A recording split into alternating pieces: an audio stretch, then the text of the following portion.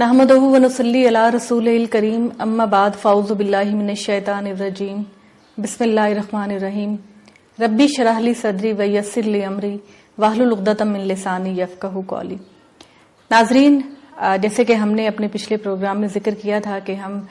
ऐसे मौज़ूआत को मुंतखब करेंगे जो ख़वातीन से मुतल्लिक़ गलत फहमियों का बाइस बनते हैं और हम उन गलत फहमियों का अज़ाला करने की कोशिश करेंगे अल्लाह की किताब कुरान मजीद और पैगम्बर सल्लल्लाहु अलैहि वसल्लम की अहदीस की रोशनी में।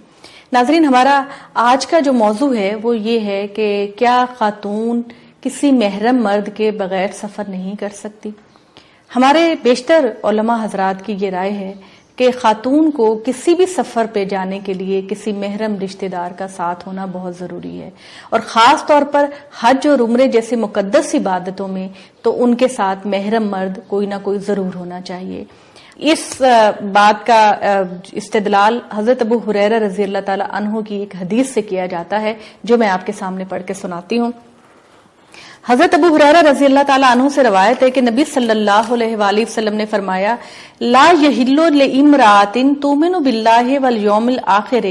तुसाफिरु मसीरता यौमिन व लैलतिन इल्ला मा'a ज़ी महरमिन अलैहा।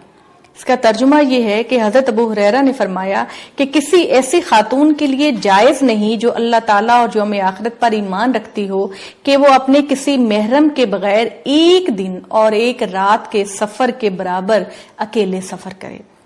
हजरत अबू सईद खुदरी से भी एक रवायत है, वो इस तरह से है कि नहा अन तुसाफिरल मरातो मसीरता यौमैने इल्ला व माहा ज़ौजुहा और ज़ू महरम। नबी सल्लल्लाहु अलैहि वसल्लम ने खातून को इस बात से मना किया कि वो 2 दिन की मुसाफत तय करे सिवाय इसके कि इसका शौहर या इसका कोई महरम रिश्तेदार इसके साथ हो।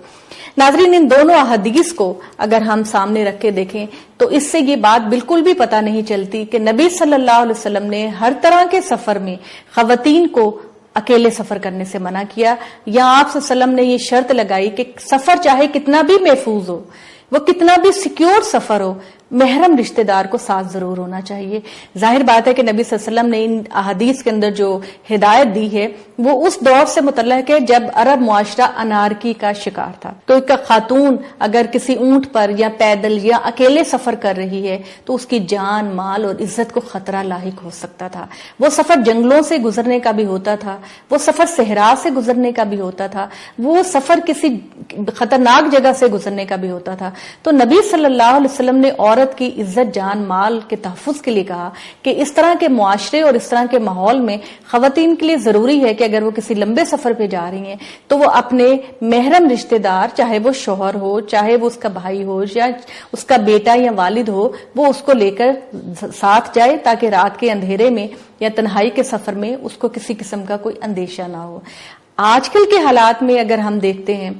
तो सफर बहुत महफूज हो गए हैं। आप एक जगह एयरपोर्ट पे जाते हैं और जहाज पे सवार हो जाते हैं और बहुत ही महफूज तरीके से आप दूसरे मुल्क के एयरपोर्ट पे जाके उतर जाते हैं। किसी किस्म का कोई अंदेशा, कोई खतरा खातून की जान, माल, इज्जत को नहीं होता,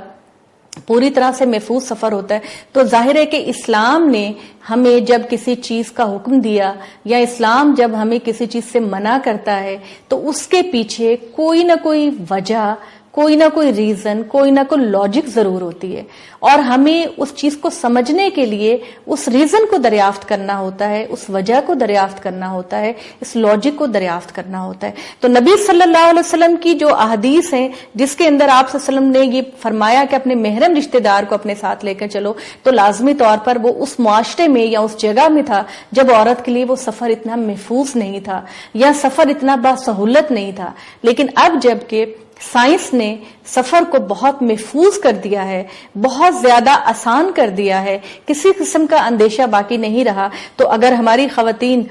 पढ़ने के लिए बाहर जाती हैं या सफर करती हैं, अमेरिका जाती हैं, इंग्लैंड जाती हैं, दूसरे मुल्कों में जाती हैं, तो फिर हज जैसी मुकद्दस इबादत अगर उसके लिए महफूज कर दी जाए और उसके लिए किसी किस्म का अंदेशा बाकी ना रहे अपने सफर के दौरान और उसको वो तमाम सहूलतें दे दी जाएं जो उसके सफर को बहुत ज्यादा महफूज कर दें, तो मेरा ख्याल है कि अल्लाह ताला के पैगम्बर सल्लल्लाहु अलैहि वसल्लम का यह मकसद हरगिज नहीं था कि वो उम्रा या हज کسی بھی صورت میں چاہے اس کا سفر کتنا بھی محفوظ ہو وہ اکیلے نہیں جا سکتی۔ آج کل کے حالات میں جبکہ سفر محفوظ ہے، خواتین اپنے گروہ میں جا سکتی ہیں، اگر محرم نہیں بھی ہے، جس کا بھائی نہیں ہے، کسی کا شوہر نہیں ہے، کسی کا کوئی بھی نہیں ہے، تو کیوں وہ اتنی مقدس عبادت سے محروم رہے؟ وہ کسی بھی اپنی دوست کے ساتھ، کسی گروہ کے ساتھ جا سکتی ہے۔ اگر ہم دنیا کے دوسرے ملکوں میں سفر کر سکتے ہیں اکیلے، تو پھر اللہ کی اتنی بڑی عبادت سے ہم کیوں اس جواز کو ملحوظ رکھ کے محروم رہیں کہ خاتون کو اکیلے سفر کرنے سے منع کیا گیا؟ اللہ اور اس کے رسول کی تعلیمات کو اللہ تعالی ہمیں سمجھنے کی توفیق عطا فرمائے اور ان پہ بھرپور طریقے سے عمل کرنے کی بھی توفیق عطا فرمائے۔